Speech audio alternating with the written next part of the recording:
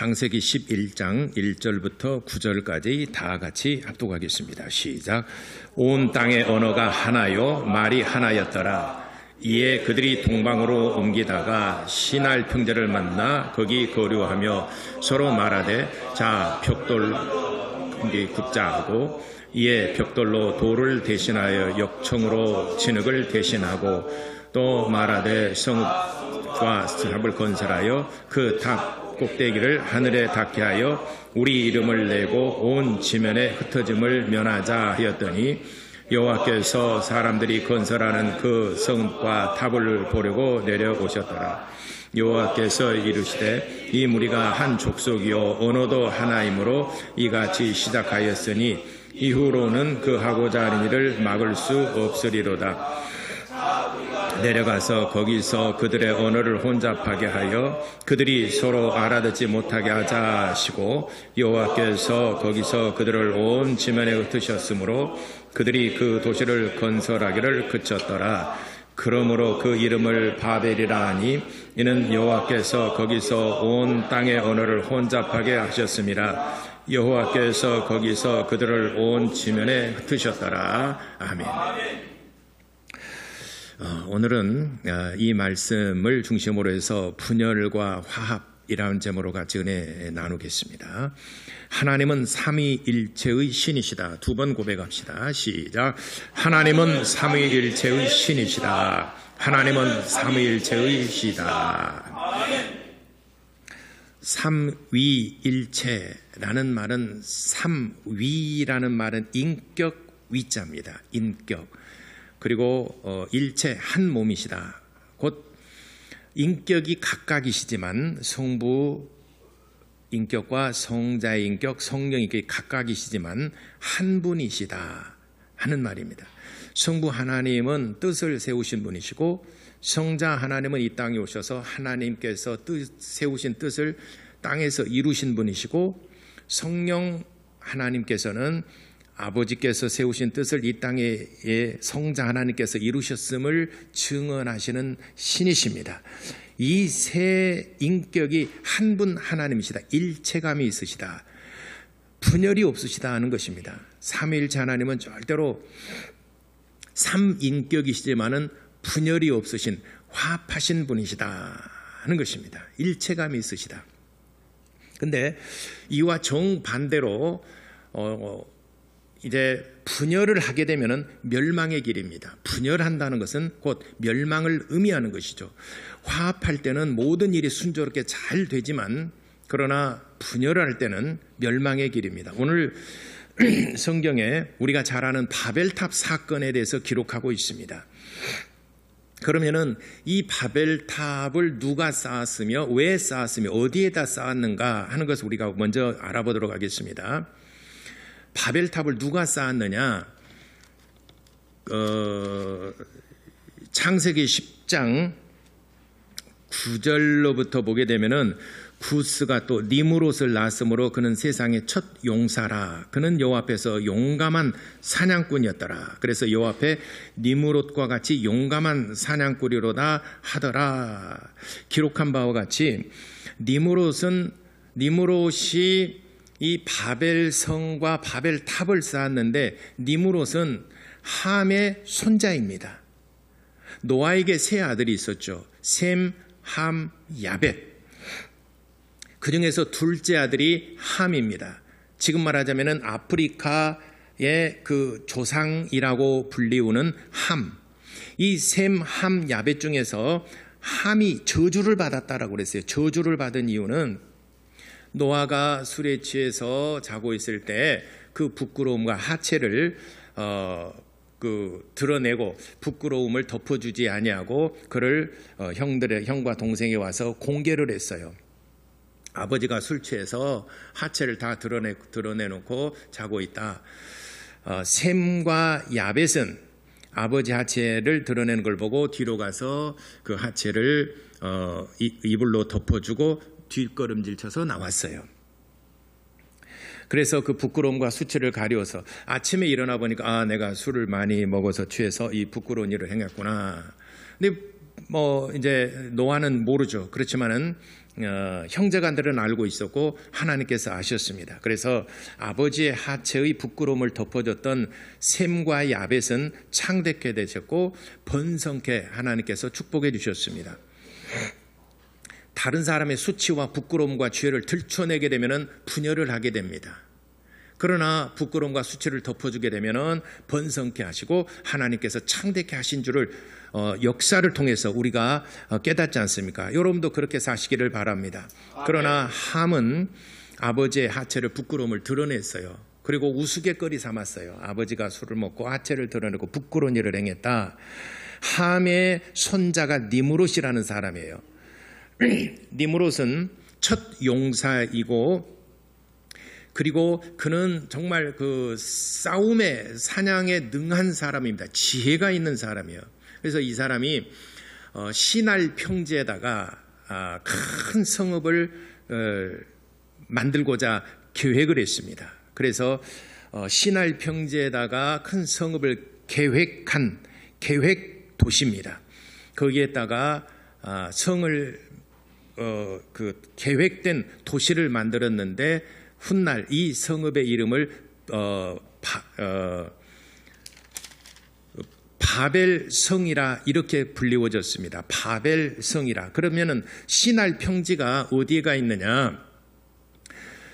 유프라데스강과 티그리스강 사이에 있는 비옥한 삼각주 평야에 있는 넓은 삼각주 평야에 있는 그 도시입니다. 그러니까 두 강 사이에 있기 때문에 물을 쉽게 구할 수 있고 하기 때문에 계획된 도시에서 거기에서 큰 성읍을 건설을 하고 사람들을 모으고 거기서 살 수 있었던 것입니다. 그리고 자신의 치적과 공적을 높이 세워서 모든 사람들이 우리를 바라보고 부러워하게 하자. 그래서 한 탑을 쌓았습니다. 오벨리스크를 쌓았어요. 높은 탑을 쌓았어요. 하늘에까지 닿게 하자라고 그랬어요. 이렇게 그들이 그 시날 평지 그 유프라데스강과 티그리스강 지금의 이라크 지역입니다. 거기에다가 성을 쌓는데 그곳이고 시날입니다. 훗날 그곳이 바벨론 메소포타미아라고 불렀고 훗날은 그곳을 바벨론이라고 불렀습니다. 역사에 따라서 누가 지배하고 누가 점령했느냐에 따라서 이곳을 시날 평지. 시날 평지는 니므롯이 도시를 계획할 건설했을 때는 시날 평지라 그러고 그리고 그곳을 바벨성이라 이렇게 불리웠고 훗날 그곳을 메소포타미아라 이렇게 불리웠고 바벨론이 지배하고 난 다음에 그것을 바벨론이다 이렇게 이름이 바뀌어지게 됩니다. 그곳에다가 성읍을 만들고 높은 탑을 쌓았습니다. 그런데 계획된 도시에 높은 건물과 높은 탑을 쌓을 수 있었던 것은 당시의 기술로서는 돌을 깎아서 진흙으로 접착제를 삼아서 이렇게 건물을 지었기 때문에 높은 건물을 짓기가 사실은 어려웠어요. 그런데 당시에 세계 최초의 기술 특허를 낸 것이 벽돌을 구웠어요. 진흙으로서 벽돌을 구워서 만들었습니다. 그러니까 이게 돌처럼 아주 단단하고 또 사각지게 딱 반듯하게 벽돌을 만들었어요. 그리고 진흙을 대신해서 역청을 만들어서 접착제로 삼았습니다. 그러니까 돌과 진흙을 대신하여 벽돌과 역청으로서 건물을 지었습니다. 그렇기 때문에 높은 건물을 반듯하게 지을 수가 있었고 그리고 높은 건물을 지을 수 있었고 그리고 탑을 쌓을 때도 높은 하늘에까지 닿을 수 있는 바벨 탑을 쌓을 수 있었던 것입니다. 우리가 기억하기로는 바벨 탑만을 기억하는데 바벨 탑은 결국은 오벨리스크 그건 높이 짓고 자기의 치적과 공적을 알리는 곳이고 그곳에 바벨 성읍을 만들었던 것입니다. 이것이 최초의 도시국가를 형성하는 곳이 바로 니므롯에 의해서 시날 평지에 쌓아졌던 계획된 도시 바로 바벨성이고 바벨탑입니다. 하나님께서 이를 보실 때 가증하게 여기셨어요.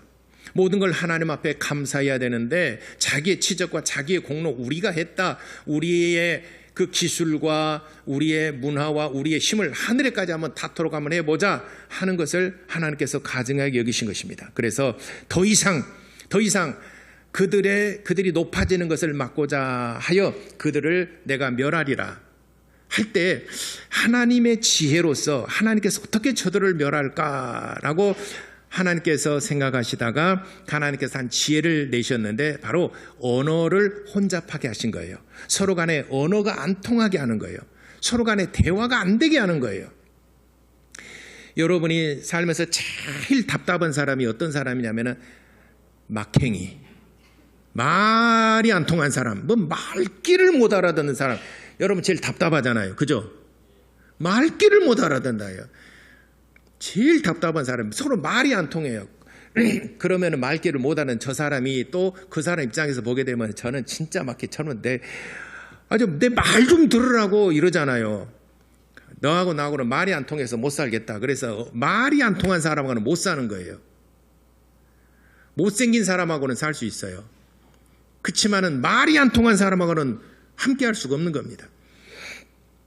바벨 탑을 쌓다가 서로 원래는 구음, 언어가 하나였으나 하나님께서 혼잡하게 하셨어요. 서로가 말귀를 못 알아듣고 말귀가 안 통하게 만들었어요. 그래서 서로 다투고 분쟁하고 분열되어서 서로 간에 흩어져 버리고 그 탑을 결국은 완성하지 못했습니다. 이곳이 바벨, 그래서 바벨이란 말은 신들의 문이라는 말이에요. 그들이 하늘에까지 높아지고자 했을 때 하나님께서 분열을 시켰습니다. 말이 안 통하게 한 거죠. 그래서 그들이 하나가 되어서 구음이 하나고 그들이 마음이 하나가 됐을 때는 그 바벨 성과 바벨 탑을 쌓았는데 언어가 안 통하니까 결국에는 완성하지 못하고 다 지면에 흩어져 버렸더라. 그게 니무롯이 그 성읍과 바벨탑을 만들고자 했는데 완성하지 못하고 결국은 무너지게 되었습니다. 분쟁과 분열이라는 것이 이렇게 무서운 것입니다. 지금까지 지구상에서 가장 못 사는 대륙 어딜까요? 텔레비에 맨날 나와서 돕자, 난민, 또 기아, 그리고 유니세프에서 돕자, 어느 대륙입니까? 아프리카 대륙이죠. 그래서 아프리카 대륙이 왜 못 사는가? 학자들이 조사해 본 바에 의하면 아프리카 대륙은 54개 나라가 있어요. 그리고 3,000개 부족이 있어요. 그리고 전 세계 광물 매장량의 30%를 보유하고 있어요. 어마어마한 광물 있죠. 석유와 다이아몬드, 이런 광물들, 엄청난 그 매장량을 보유하고 있습니다. 그리고 노동 인구가 4억 4천만 명 정도로 추정하고 있어요. 값싼 노동력이 4억 4천만 명 추정하고 있는데 문제는 54개국에 부족이 3,000개 부족이 있다는 거죠. 그러니까 한 나라당 평균 55개 부족이 같이 공존해서 살고 있다는 거죠. 예를 들자면 우리 한반도 땅에 55개 부족이 서로 간에 살고, 55개 부족이라는 것은 너와 내가 서로 달리인데 그냥 같은 지역에 살고 있을 뿐이에요. 언제 분쟁이 일어나고 언제 다툼이 일어나고 언제 싸움이 일어날지 모르는 것입니다. 중동보다도 더 위험한 화약고가 바로 아프리카 지역이에요. 실질적으로 최근에는 수단에서 쿠데타가 일어나고 이디오피아에서 내전이 일어나고 있고, 수단과 이디오피아뿐만 아니라 아프리카의 여러 군데에서 항상 이런 위험이 도사리고 있습니다. 그래서 여러분도 이제 하듯이 아프리카는 분쟁 때문에 결국은 못 사는 나라로 전락해버리고 만 것입니다. 윌리안이 에스털리하고 이 교수님하고 영상 한번 자막 한번 띄워줘 보세요. 윌리안이 에스터니하고, 그리고 이 사람은 뉴욕 경영학 교수이시고, 로스 레비니, 이 사람은 버클리대 경영학 교수입니다. 그러니까 동부 지역에서 대표하는 사람이 에스털리고 서부 지역에서 대표하는 사람이 레비니. 이 두 교수가 공동으로 논문을 하나 발표한 게 있어요. 공동으로 논문을 발표한 것이 뭐냐면은 아프리카 성장의 비극이라고 하는 그 논문이에요. 이 아프리카 성장의 비극이라고 하는 이 논문을 보게 되면은 아프리카가 왜 이렇게 성장하지 못하고 못 살게 되었는가라고 하는 것을 쭉 거슬러 올라가서 연구를 해보니까 400년 전으로 거슬러 올라가게 돼요.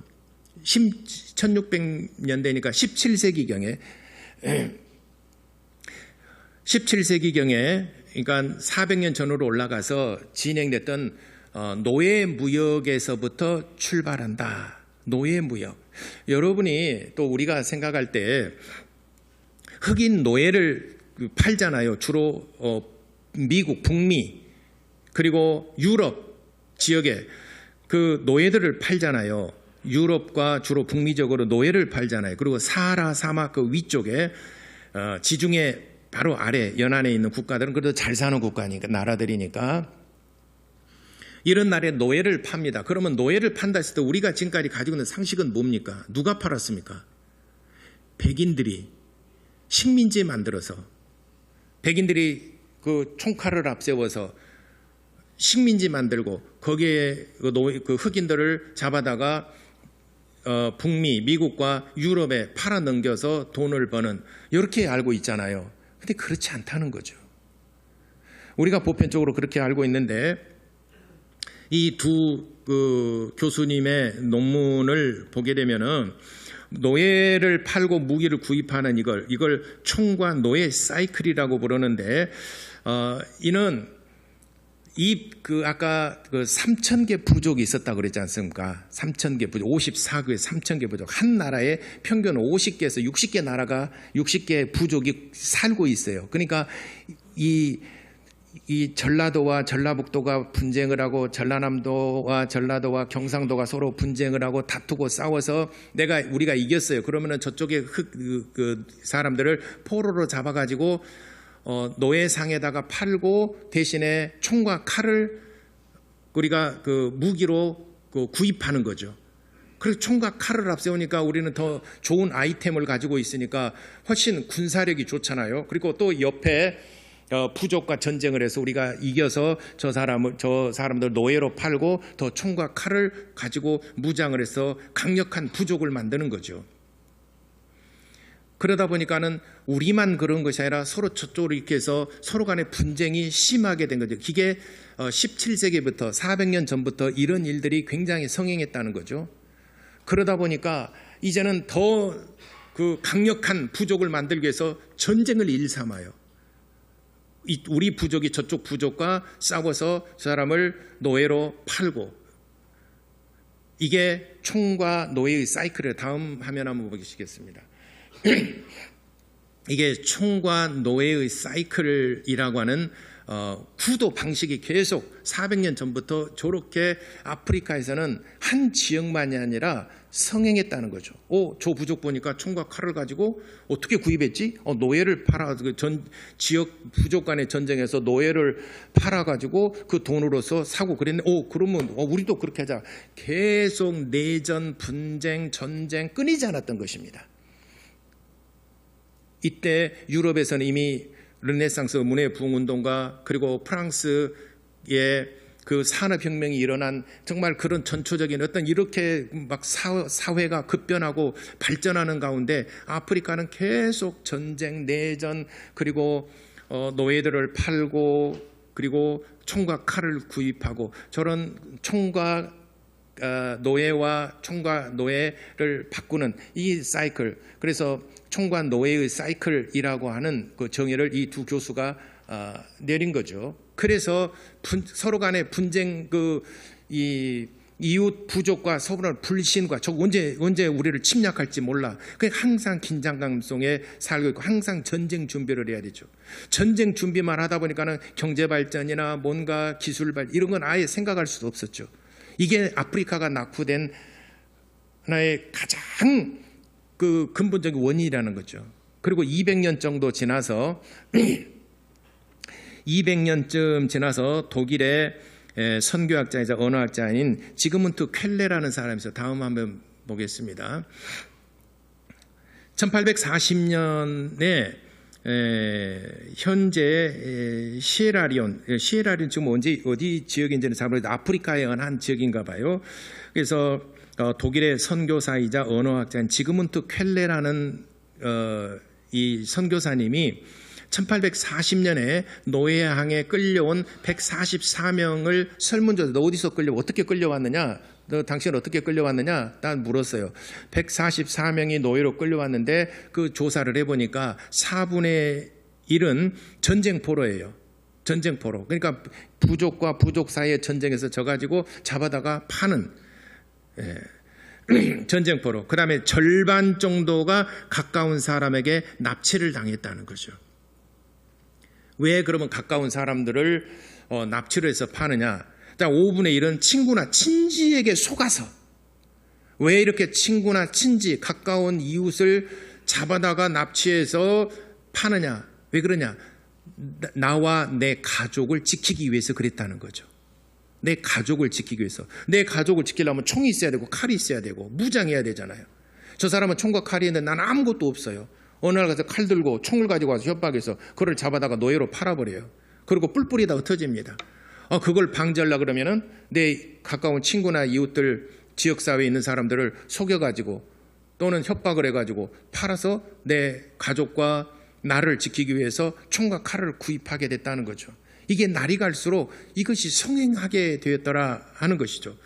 이것이 그 지그문트 쾰레 교수님이, 선교사님이 그 노예로 잡혀온 사람들을 조사를 해보니까 실제로 이런 일들이 그 17세기에 되고 19세기 때 1840년에 실질적으로 설문을 조사해 보니까 백인들이 식민지를 만들어서 노예들을 잡아다가 파는 것은 극히 적더라, 그리 많지 않더라는 거죠. 물론 있었겠지만 지금까지 우리의 이 생각으로는 백인들이 특히 영국 그리고 프랑스, 독일은 그 식민지가 별로 없어요. 왜냐하면은 영국과 독일은 약간 성향이 틀려요. 영국은 굉장히 그 외세 확장, 식민지를 굉장히 제일 많이 가지고 있는 나라가 영국이에요. 그래서 영국을 비아냥거리는 소리로 영국은 해가 지지 않는 나라라고 그랬어요. 왜냐하면 식민지는 전부 다 영국 땅이지 않습니까? 동쪽에도 유럽, 또 저기 미국 쪽에도 아시아 이쪽에도 다 식민지를 가지고 있어요. 어디를 가든지. 그래서 해가 지지 않나라고 비아냥거리고 비꼬는 말이에요. 뭐 잘 사는 나라라기보다는 너희들은 다른 나라를 침략을 해서 거기를 식민지 삼은 너희는 못된 나라야. 그거를 비아냥거리는 소리로 해가 지지 않는 나라다. 이렇게 했던 거. 독일하고는 좀 성향이 틀리죠. 그래서 우리는 지금까지 그렇게 생각을 했죠.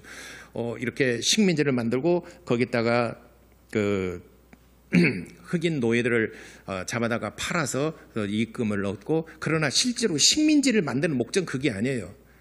노예를 잡아서 막 팔려 그런 목적이 아니라 자국에서 만든 제품을 그 나라의 시장 팔려고 식민지를 개발하고 거기에 있는 특산물들을 가져다가 싼 값에 가져다가 제조를 해서 그들에게 도시도 다시 팔고 그렇게 하려고 식민지를 만든 것이지, 실상은 그 사람들을 잡아다가 막 노예로 막 팔고, 왜냐하면 그들이 값싼 노동력인데 왜 거기서 팔고 그러겠습니까? 실질적으로는 아프리카의 대부분의 나라들이 낙후된 것은 뭐냐면 서로 내전과 분쟁이에요. 그러니까 이제는 이렇다 보니까 친구도 팔고 이웃 갖다가 속여가지고 팔고 인신매매 해가지고 그 노예로 팔고, 그러니까 옆 사람 친구도 못 믿는 거예요. 여러분 친구 믿지 마. 우리나라는 아닌데 여러분 언제 팔아버릴지 모르니까 친구도 못 믿는 사회예요.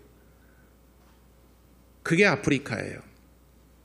그런 게 400년 전에서부터 이런 것들이 계속 진행되어 왔다는 것입니다. 그래서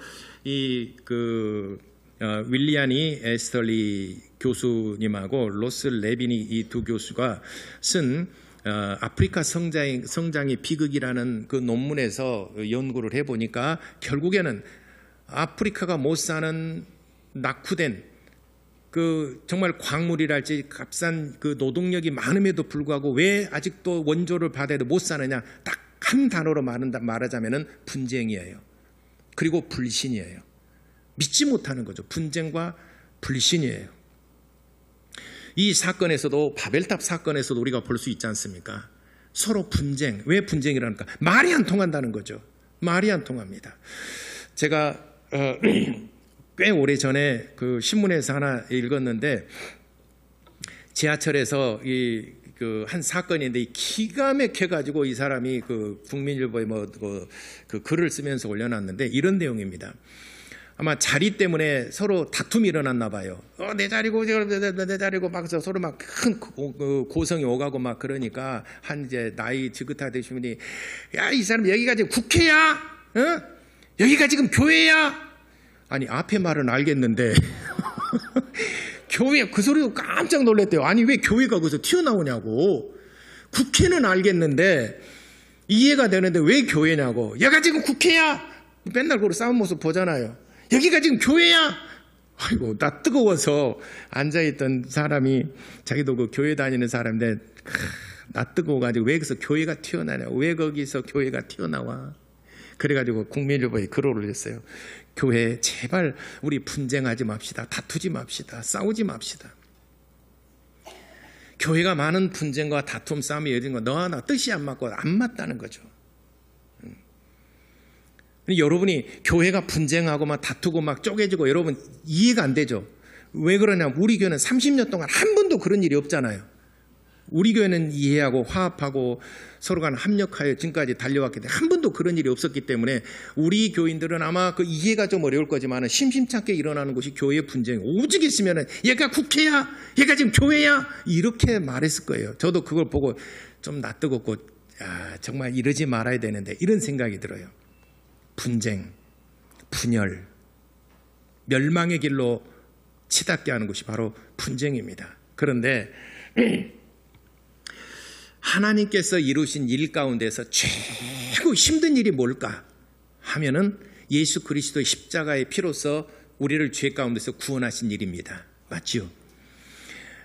하나님께서 하신 일 중에서 가장 힘든 일이 하나님의 아들을 세상에 보내셔서 인간의 모든 죄를 대신 짊어지고 십자가에 빌려 죽으심으로 우리를 구원하신 사건. 이것이 하나님께서 하신 일 중에 최고 힘들고 정말 어려운 일을 하셨어요.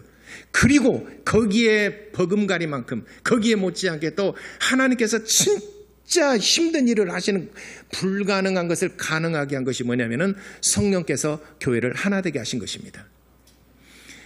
교회는 다른 생각, 다른 지식, 다른 환경, 연령층, 그리고 각계각층에서, 그다음에 또 이런 모든 이런 사람들이, 다른 성향을 가진 사람들이 다 한 자리에 모였지 않습니까?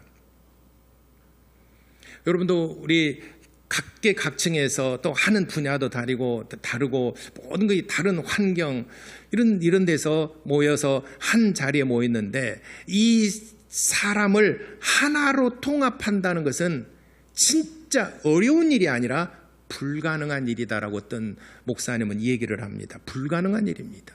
어떻게 같은 공간에 같은 예배를 드려 같이 하나님을 섬기는데 어떻게 연합이 되고 어떻게 화합이 될 수가 있겠냐. 연합과 화합, 불가능한, 이건 어려운 일 정도가 아니라 불가능한 것이다. 그런데 이 불가능한 것을 이루신 분이 성령 하나님이시다 하는 것입니다. 성령의 감동을 받아서 화합하고 연합하고, 그래, 용납하고 이해하고, 서로 또 부끄러움을 덮어주고 수치를 가리워주고. 이게 불가능하다는 것은 제가 볼 때 여야가 국회에서 서로 화합하고 연합되고, 그래, 그럴 수도 있지 사람이. 그리고 대통령 측을, 그래, 그럴 수도 있지, 그러면서 용납하고, 그래, 서로 협조하고 서로 대화하고 합력하여 나라 발전을 위해서 좋은 머리를 맞대고, 이렇게 된다는 것은 불가능한 일입니다. 근데 하나님은 하실 수 있는 분이십니다. 제가 볼 때 예수 그리스도께서 우리의 죄를 짊어지시고 하나님과 화목하게 하신 이 사건, 예수 그리스도의 십자가 사건은 불가능을 가능케 하신 유일한 사건입니다. 거기와 버금가리만큼 또 하나님이 하신 일 중에 하나는 바로 성령께서 교회가 하나 되게 하신 것이라는 거죠. 그래서 에베소 4장 3절에 성령께서 하나 되게 하신 것을 너희는 힘써서 지키라, 이렇게 말씀하셨습니다. 힘써서 지키라. 그러니까 힘써서 지키지 않으면 하나 되기가 어렵다고, 분쟁할 수밖에 없다는 것입니다. 그래서 분쟁이 없이 우리가 하나 되게 하려면 고린도전서 1장 10절 같은 말, 같은 마음, 같은 뜻으로 같은 열매를 맺게 하는 데 있다라고 하는 것입니다. 사도 바울 당시에 가장 분열이 많고 말이 많고 탈이 많은 교회가 바로 고린도 교회였습니다. 그래서 고린도 교회 편지를 거를 첫 번째 편지 걸 하면서 맨 처음에 고린도전서 1장 10절에 맨 먼저 분쟁과 분열과 서로 반목하는 가고 있는 서로 잘라서 이런 교회를 향하여 첫 번째 사도 바울이 하는 말이 같은 말, 같은 마음, 같은 뜻으로 같은 열매를 맺도록 하라, 이렇게 서두를 시작합니다. 어떻게요? 같은 말, 같은 마음, 같은 뜻으로 같은 열매를 맺게 하는 것. 이것이 성공하게 하고 부흥하게 하고 창대케 하고 또 풍성한 열매를 맺게 하는 비결입니다. 반대로 바벨탑을 무너뜨리는 것은 언어예요. 말이 안 통하게 하는 거예요. 그러면은 분열이 되고 서로 반목하게 되고 싸우게 되고 전쟁하게 되고 잡아다가 팔게 되고 또 이 사람을 잡아다 팔게 되고 영원한 적이 되고 분열이 되고 영원히 화합하지 않는 것입니다. 이거는 서로 간의 멸망의 길로 가는 것입니다. 그러므로 사랑하는 우리 모든 성도 여러분들은 이 화합과 분열이라는 이게 정말 분명한 이게 언어예요. 언어, 말, 언어. 분열이 되면은 멸망하는 것이고 화합하게 되면은 공생하는 것입니다. 그래서 예수 그리스도께서 우리의 모든 죄를 홀로 짊어지고 십자가에 빌려 죽으심으로 하나님과 화목하게 하셨던 것처럼 본래는 우리가 하나님과 원수로 살았어요. 죄 때문에 원수로 살았어요. 하나님과 분열되어 있었어요. 그러나 예수 그리스도께서 우리를 하나 되게 하시고 하나님과 화목하게 해주셨어요. 그리고 이런 사람들이 모이는 곳이 바로 교회입니다. 이제는 성령께서 우리를 하나 되게 하셨다. 에베소서 4장 3절에 하나 되게 하셨으니 너희는 힘써 지켜라. 우리가 두 가지 지켜야 될 것. 예수 그리스도의 피의 공로를 헛되이 보내지 말고, 두 번째 성령께서 하나 되게 하신 것을 힘써 지키는 이 그런 성도들이 되시기를 예수 이름으로 축원합니다. 기도하겠습니다. 예수 그리스도의 피를 헛되이 보내지 아니하고 성령께서 하나 되게 하신 교회를 힘써 지키는 성도들이 되도록 우리 다 같이 기도하시겠습니다.